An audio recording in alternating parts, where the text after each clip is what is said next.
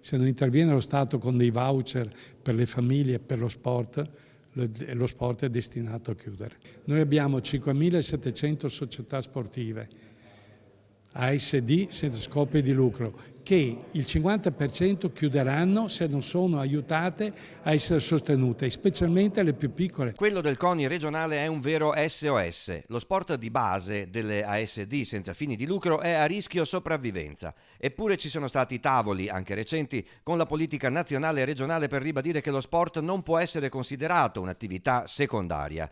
Finito il lockdown, la pratica sportiva può tornare a offrire i suoi benefici psicofisici a tutte le età e nel settore paralimpico a tutte le disabilità. Eppure per le associazioni sportive dilettantistiche la ripresa è a rischio. Tutte aspettano finanziamenti dello Stato, promessi al CONI, anche per le molte spese comunque sostenute durante il fermo e ora alla ripresa. Un esempio.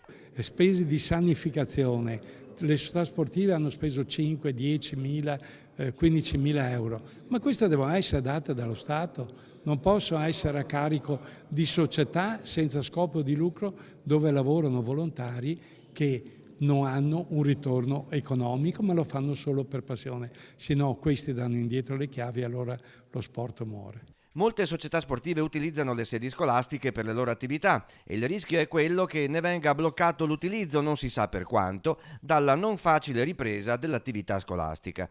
Un problema che coinvolge anche l'ANCI e l'ufficio scolastico regionale.